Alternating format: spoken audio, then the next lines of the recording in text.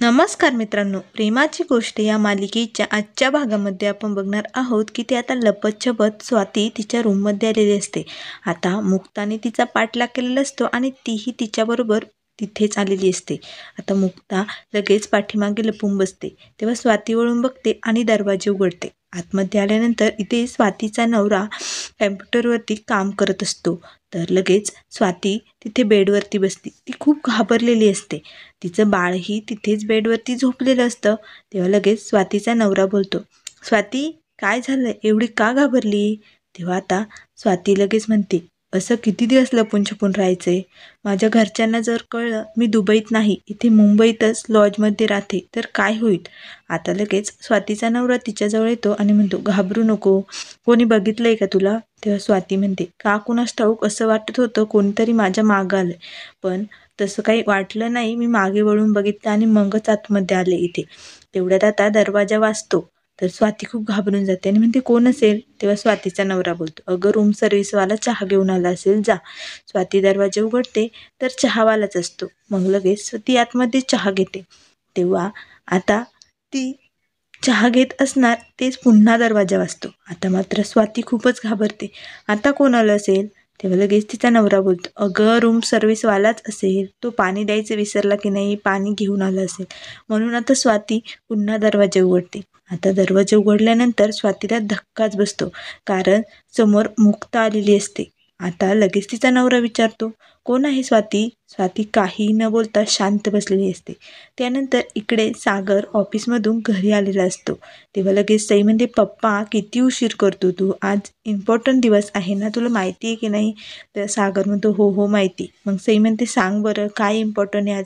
तर सागर म्हणतो, तुझ्या पप्पाला ना एका प्रोजेक्टला फूड कंपनीचं कॉन्ट्रॅक्ट मिळालंय. तेव्हा लगेच सई बोलते, पप्पा तुला कामाशिवाय ना दुसरं काही दिसत नाही. तुला आठवत नाही का, आज 1 मंथ झालंय तुझं आणि मुक्ताईचं लग्न झालं होतं, हो की नाही? तेव्हा सागर म्हणतो, हो. मग आता माधवी आजीचं त्यांचं सेलिब्रेशन झालंय ना लग्नाच्या बड्डेचं, मग आपण 1 मंथचं सेलिब्रेशन करूया ना तुझं आणि मुक्ताईच्या लग्नाचं. चल बरं, आपण मस्त मुक्ताईला ना सरप्राईज देऊ. चल चल असे म्हणून आता सई सागरला ओढतच नेते. नंतर इकडे आता स्वाती आणि तिचा नवरा मुक्ताला सगळी हकीकत सांगतात. का स्वातीचा नवरा दुबई सोडून इथे मुंबईत राहतो. तिकडे एका मुलीने स्वातीच्या नवऱ्याला फसवलेलं असतं. तेव्हा आता तो सांगू लागतो, मुक्ता वहिनी मी खूप काही सहन केलंय, दुसऱ्या देशात अडकलो होतो. त्या मुलीने रेप केसचा आरोप टाकला होता माझ्यावरती आणि दुबईत रेप केसची शिक्षा म्हणजे फाशी.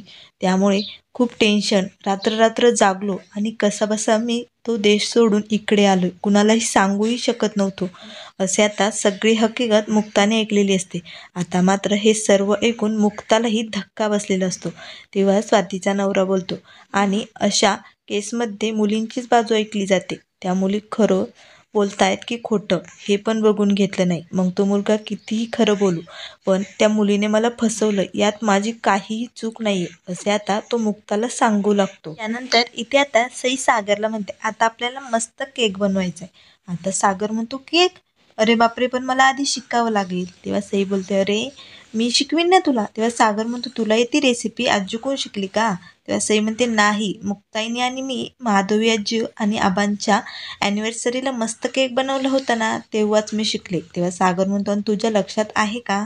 तेव्हा सई बोलते, मग मी सई सागर कोळी आहे, तुझ्यासारखी हुशारच आहे. चल चल आपण सामान मागूया. त्यानंतर इथे मुक्ता स्वातीच्या नवऱ्याला म्हणत असते, आपण त्या मुलीशी बोलून बघूया का, तिच्याबरोबर बोलून काही होतंय का? तेव्हा स्वातीचा नवरा म्हणतो, नाही, मी मस्त बोलून बघितलं तिच्याशी, पण ती ऐकायलाच तयार नाही आहे. वहिनी मी खरंच गुन्हेगार नाही आहे, मी गुन्हा केलेलाच नाही, असं तो कळकळून मुक्ताला सांगू लागतो.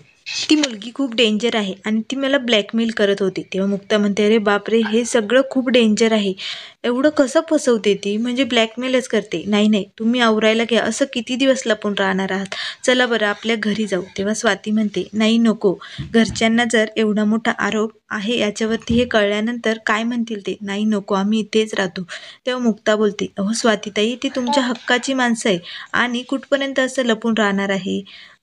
ते काहीतरी सोल्युशन काढतील ना, ते तुमच्या भल्यासाठीच असेल, जरी माहिती झालं तरी यावर निर्णय घेतील ना ते. चला असे आता मुक्ता फोर्स करत असते. त्यानंतर इथे सय्यद केक बनवण्यासाठी रेडी करते. आता त्याला स्वयंपाकासाठी जे काही ड्रेस घालतात तो ड्रेस घालते आणि म्हणते, पप्पा चल सुरू कर, मी रेसिपी सांगते तसं तसं तू करत जा. 4 चमचे मैदा घे. मग आता सई सांगत जाते रेसिपी, तसं तसं सागर सगळं काही करत असतो. तर इथे मुक्ता स्वातीला सांगत असते, घरात असं कोणीच नाही ज्यांना तुमची आठवण येत नाही. आई, अजून मुक्ता, मी आणि सागर, त्यांना तर रोज चहा पिण्याच्या वेळेस तुमची आठवण येते. कोमलला सेल्फी काढण्याच्या वेळेस तुमची आठवण येते आणि लकीला तर कुठलीही आयडिया सुचवायची असेल ना तर तुमचीच ध्यान येतं. आणि छोट्या सईला सुद्धा काल तुमची आठवण येत होती. ती बोक्याला सांगत होती, जेव्हा स्वातू आत्या येईल ना तेव्हा तुझ्यासाठी मस्त गळ्यात घालण्याचा बेल्ट घेऊन येईल. त्यामुळे प्लीज स्वातीताई तुम्ही घरी चला.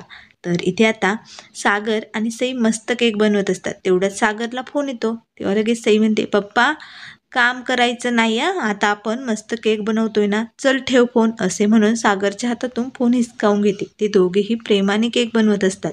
तर इथे आता मुक्ता म्हणत असते, तुम्ही जर काही चूक केलीच नाहीये तर असं नजर चुकून राहायचं का? तेव्हा लगेच स्वातीचा नवरा बोलतो, नजर चुकून यासाठी राहावं लागते. 15 लाख रुपये द्यायचे त्यांना आणि एवढे 15 लाख जमवणं शक्य नाहीये. कसे जमवावे कळत नाहीये.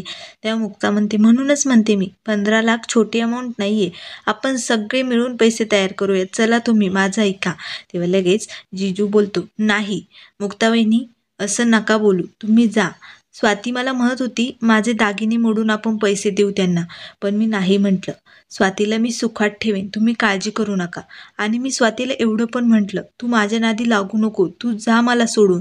पण नाही, स्वातीने माझा हात सोडला नाही.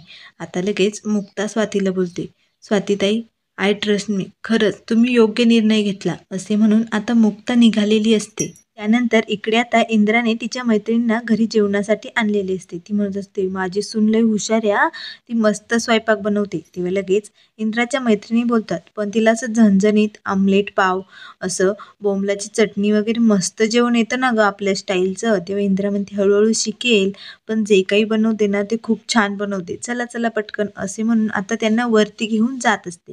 त्यानंतर इथे सई आणि सागरने खूपच मस्त असा केक बनवलेला असतो. तेव्हा सई म्हणते, पप्पा मुक्ताई केक बघून खूपच खुश होईल, चल चल लवकर मस्त ठेवून दे बरं. आता तेवढ्यात इंद्रा येते आणि म्हणते, अरे वा वा, काय घरात वास घुरमळतोय, काय बनवलंय? आणि सागरे तू तू किचनमध्ये काय करतोय? तू स्वयंपाक बनवला की काय?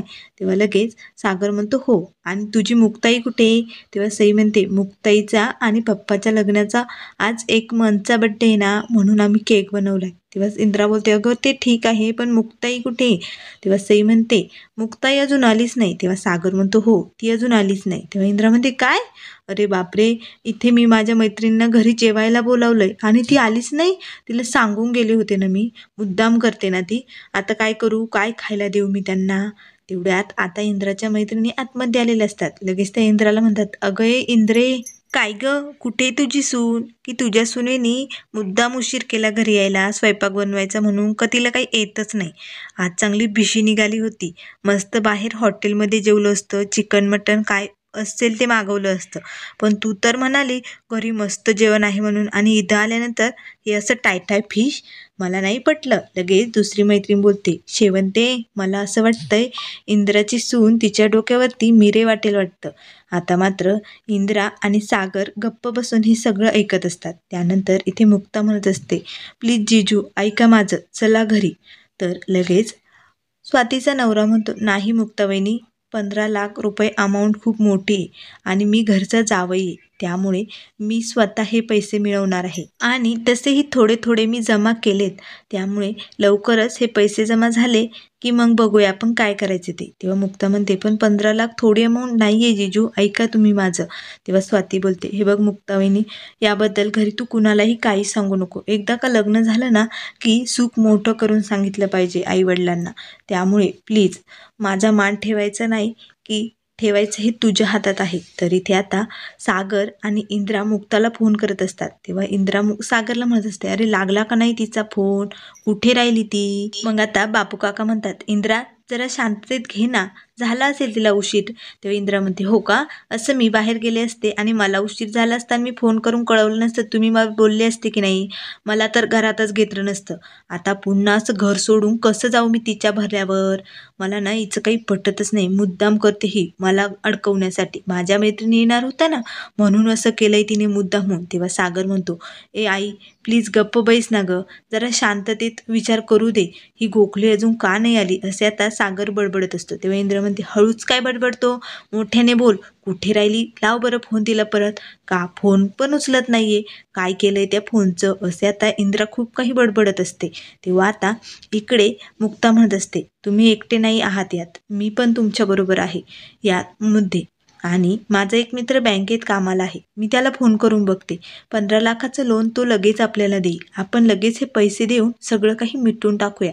तेव्हा आता स्वाती लगेच तिच्या नवऱ्याकडे बघते आणि हो असे म्हणण्यासाठी होकार दे असं म्हणत असते. तेव्हा आता मुक्ता तिच्या मित्राला फोन करते आणि बँकेत लोन मिळेल का काय विचारत असते. तेव्हा आता तिचा मित्र म्हणतो, ठीक आहे मी कळवेन. तेव्हा मुक्ता म्हणते, काळजी करू नका, यातून आपण नक्की मार्ग काढू. तर इथे घरी आता इंद्रा खूप भडकलेली असते. त्यानंतर मित्रांनो, पुढील भागामध्ये आपल्याला बघायला मिळेल, सागर, इंद्रा व बापू काका मुक्ताला शोधण्यासाठी माधवीच्या घरी गेलेले असतात. तेव्हा इंद्रा म्हणते, तुमची मुलगी अशी लग्नाआधीही घर सोडून जात होती का न सांगता. मग आता माधवी आणि पोरू काकाही गप्प बसलेले असते. तेव्हा मुक्ता आता सर्वांची माफी मागते. त्यानंतर ती सागरलाही सॉरी म्हणते. तेव्हा सागर म्हणतो, हे लग्न सईसाठी केलंय ना, मग पुन्हा अशी चूक करत जाऊ नका, सईसाठी तरी. त्यामुळे मित्रांनो, अशाच मालिकेंच्या अपडेट पाहण्यासाठी चॅनलला लाईक करा, सबस्क्राईब करा आणि व्हिडिओ पाहिल्या